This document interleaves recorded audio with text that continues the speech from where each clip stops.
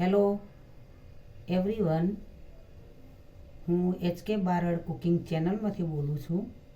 આજની મારી રેસિપીનું નામ છે માલપુઆ. ગ્લાસ પાણી, તેમાં આ 1 વાટકી ગોળ નાખ્યો છે.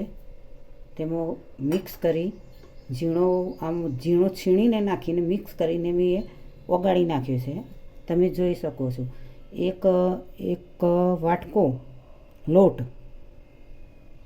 વરિયાળી, તેમાં અજમો, તલ,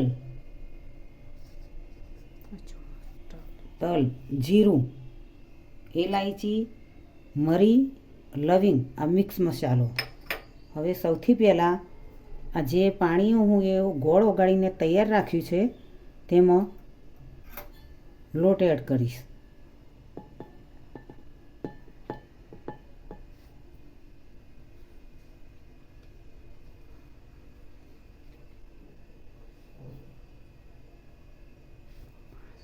મિત્રો, ખીરું તૈયાર થઈ ગયું છે. તેને અંદર કણી રહેવી ના જોઈએ લોટની, તે ધ્યાન રાખવું. ધીમે ધીમે બરાબર હલાવતા રહેવું. હલાવ્યા બાદ તેમાં 2 ચમચી ઘી એડ કરું.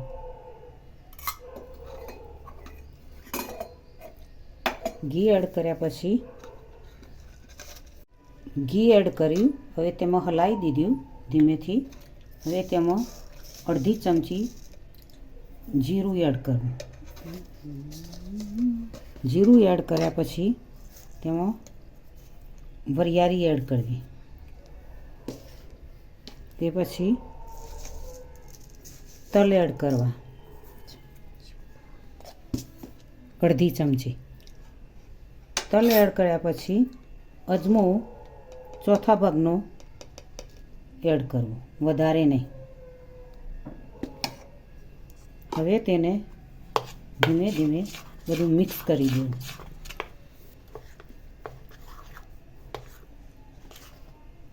તેમાં નોર્મલી અડદનો ઉપયોગ કરવો, વધારે નહીં.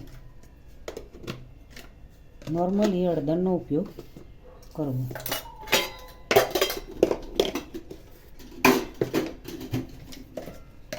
હવે તેને બધું ખીરું મિક્સ કરી દેવું.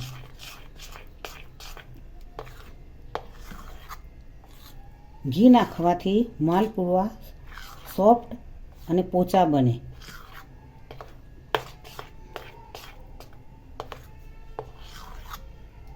હવે ગેસ ચાલુ કરી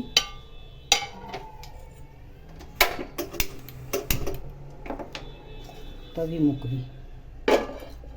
નોનસ્ટિક તવી મૂકવી. તો મરી और લવિંગ 2 મિક્સ કરી વાટેલા એડ કરી દઈશું.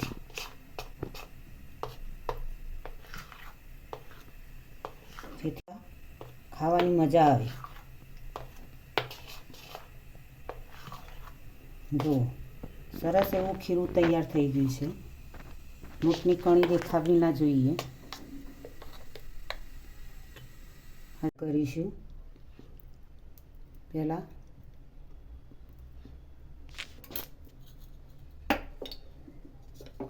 તવાની અંદર તેલ ફેલાઈ દઈશું, જેથી કરી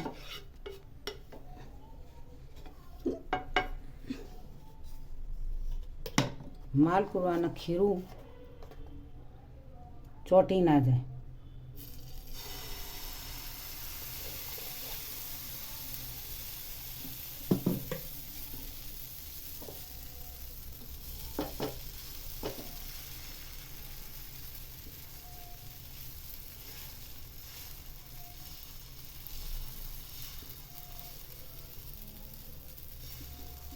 જો મિત્રો, ધીમે ધીમે તેને ફેરવતા જઈએ તો મોટો થતો જશે.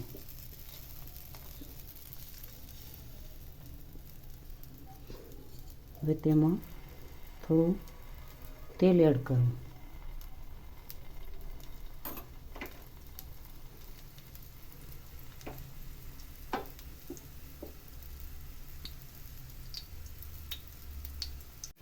શેકાવા લાગ્યું છે. હવે તેને ધીમેથી પકડીને પાછું ફેરવી નાખવું.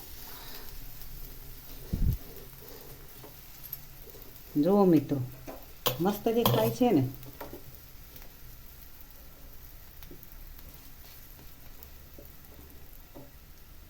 જુઓ મિત્રો, મસ્ત તૈયાર થઈ ગયું છે માલપુઆ. તમે પણ ઘરે આ રેસીપી જોઈને બનાવજો જરૂરથી.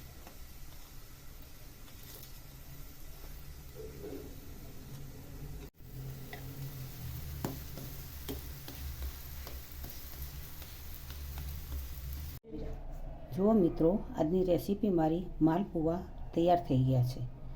તેમાં થોડું ઘી એડ કર્યું તે તમે જોઈ શકો છો કે હું કેટલા મુલાયમ ને કેવા દેખાય છે. જો ખાત જ મોઢામાં ઓગળી જાય. આ રેસીપી જોઈને તમે ઘરે બનાવી શકશો. બિલકુલ એકય માલપુઓ તૂટ્યો નથી ને કમ્પ્લીટ માલપુઆ થઈ ગયા છે. તો આપ મને HK બારડ કુકિંગ ચેનલને લાઈક કરજો, શેર કરજો, સબસ્ક્રાઈબ કરજો.